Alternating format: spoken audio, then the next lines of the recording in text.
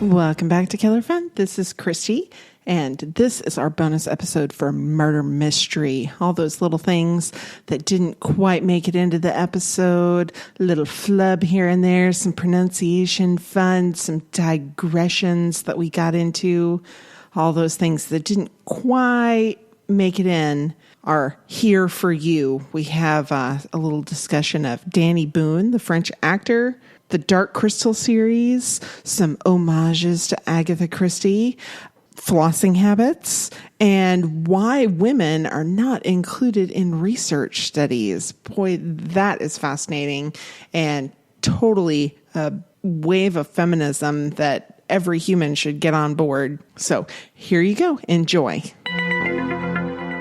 D-A-N-Y Boone. Yeah, see if you recognize him from anything. I mean, a lot of what he's been in is French. Yeah, he has been in a lot of French because films. He's a French actor, but I know I've seen him in something. I know, I've what. definitely seen him in something. I'm wondering if it might not be TV, but there's nothing listed here for TV. Yeah, I don't know. Let's see.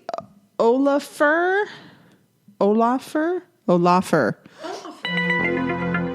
And he's also going to be a voice in the Dark Crystal series that's coming to Netflix, which I cannot wait for. Interesting. You can't wait, huh? Are you excited, excited.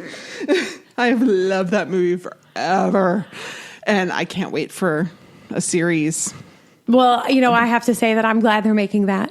Yes. Because otherwise they'd be making Labyrinth and then I'd throw a fit. Oh, okay. Yeah, you don't need a backstory okay to Labyrinth. I'm not okay with that. Okay. Don't touch Labyrinth. I got to think about it. Well, it's not a remake. It's like a backstory, like an ancillary story. Don't touch it. Oh, okay. You just leave it alone. Get your paws off Labyrinth. That's where I'm at with that. Yeah. There was rumors of remaking it, and I was like, oh no. No, leave it alone. No. Yeah. Don't touch Jareth. No, leave it alone. just leave it. Yeah. She stops to get some nuts in the hotel bar, or not the hotel bar, in the airplane bar through the streets of Monaco. No, through the streets of Monte Carlo. Interpol is so grateful that they organized a trip, and it's on the Orient Express, which is the homage to Agatha Christie. Oh, yeah. Okay. As is the mustache that... Oh, yeah.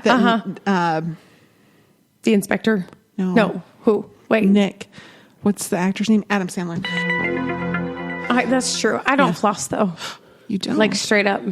No. Oh, I have like a little tool. I hated flossing forever. Yeah, the little tool. I've tried that before. Okay, so I don't buy the little disposable tools because those don't work for squat. They don't. We took some on vacation, and that the floss is too thick, but the thing is too flimsy. It's not strong enough, and it's annoying. You got to get the one with the handle and the little refills. Right. And that's much better. And I will actually floss with that. If I have to cut out the circulation to the tips of my fingers, I will not floss. But I'd like to keep all of my teeth. Yeah, I understand. Yeah. Yeah, I don't floss because I bleed every time. If you floss more, you won't bleed. They say that, but it's never... I've tried it. I'll do it for a long time, and it never, gets better. It never gets better? And I think I just must be flossing too aggressively. This isn't for me. And then I just don't do it. I'm like, I don't know. Okay. Well. But I do have it on hand because if I have a if you have something get stuck, or if I feel like they're not clean, I'll do it. But I have a real hatred for the dentist. Yeah, you do. I have a disdain for dentistry in general. All of them. I have the best dentist. I also had a disdain for dentists because do you know how many times somebody told me I needed a filling and I didn't go back and get the filling, and 5 years later I didn't need a filling anymore? Mm-hmm. Imagine that. I have a fantastic dentist. I had multiple incidences. Yeah. And it just happens. It was just the luck of the draw. No, it's that a bunch of dentists are really terrible and it's really hard to find a good one. Kind of shysty. Some of them? I had braces in high school for 3 years. That's a long time. 3 years. And the last 6-8 months of this, I was going back, and by that time I was driving, and so I would just go to the orthodontist on my own, right? And go in, and I just kept thinking, I don't understand. I haven't seen the dentist for a very long time. And the tech just comes in and adjusts. And I kept asking, like, well, what are we doing? And they couldn't ever tell me. They were like, I just follow the instructions. And all they were doing was spacing them out and bringing them back together, and spacing them out and bringing them back together. And I was like, are we like slowly kind of moving them? They had no answers. And after a while, I realized they're not doing anything different every single time I'm here. And I want to see the dentist. And so I started pitching more of a fit. And then I finally told my parents, I was like, listen, these were supposed to be on for like, I think I was scheduled for 10 months, not even a year. And 3 years later, here I am. And really, I can't even tell that anything's changed, because they just go apart and come back together and go apart and come back together. And so my overbite was never fixed. None of that's fixed. And they're straighter. And my one tooth that was kind of weird is fine. Yeah. So eventually I walked in there one day and I knew my game plan. Yeah, and I was like, take him off. I need to see him today, and he needs to tell me what we're doing, or you're taking him off today. Did they just take him off? They took him off. Wow. And at that time, it wasn't a fixed payment plan. Right. You just paid per month for as long as you had him. That's not the case, notice anymore. Yes, now it's... So, and then they threw me like a mold, and they were like, well, retainers will show up and whatever, and you can pick it up. And like, that was it. That was it. It was it. Wow. So that was never good. And my teeth were always kind of... Yeah. And then I had another dentist who drilled too deep when he was doing a filling. Oh, no. A filling that like on a cavity that I didn't know I had, because it didn't hurt. And that's not why I went to the dentist. I just went for a cleaning, and he killed my tooth. Oh. So then he sent me to another, tooth surgeon. What do we call them? Endodontist. Right. He does a root canal, and they hand me the wrong instructions for follow-up. And so he had done a different type of procedure.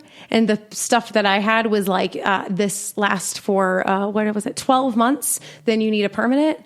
The procedure he had done was an 8-week. Like, you have to come back in 8 weeks. Oh, no. So then the tooth breaks, and then they had to pull it. And then I was like, I will never go back to the dentist. You're like, I'm done with dentists. Again. Oh. So it was just an unfortunate series of events. Oh, I'm sorry. Yeah. It's all good. There's my story, my sob story for today. Well, I wouldn't know that you didn't go to the dentist. You take very good care of your teeth, and they're beautiful. Thank you. I was listening to this thing, a little digression right here for a Digress second. away.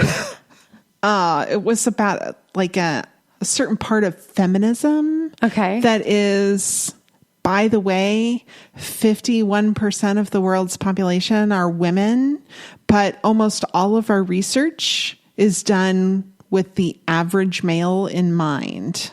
So, for example, seatbelts are built for a 50th percentile male.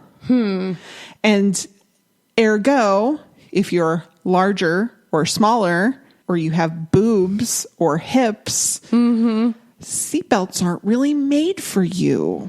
Ooh, that's maddening. Isn't it? And then medications are usually geared towards men and a 50th percentile weight man. And the researchers themselves will admit that they don't like to test on women because they have periods, and that screws up their data and it makes things different.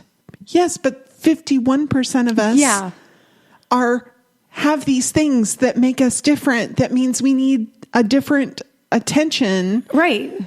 I'm sorry. You have programs that can run that statistic so easy.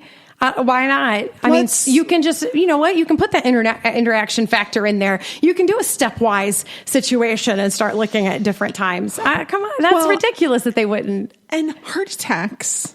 Yeah. Women have very different symptoms for heart attacks, but all we ever hear about is the men's symptoms. Right. That a woman having the same symptoms of a heart attack as a man is 1 in 8 rather than the norm. But we're ever taught is the men's symptoms of it, because women's are so different and can vary from person to person. So drastically. So they never talk about it. Women are underdiagnosed or misdiagnosed more often than men to a significant degree. Women are not listened to for their symptoms when they come in describing them because they don't fit the textbook. Right. So, yeah. So it can't be a heart attack because she doesn't have pain down her left arm. Yeah, well, that's a good digression. That's a thing we have to talk about, man. Yeah. Well, we hope that you enjoyed those few things that didn't quite make it into the episode. Next time, join us next week for the dude himself, the Big Lebowski. Yes, we are talking about a hole in our crime entertainment education, which is the Big Lebowski, because there's mistaken identity, kidnapping, robbery, threats, all kinds of stuff, and you don't want to miss it. We'll see you soon.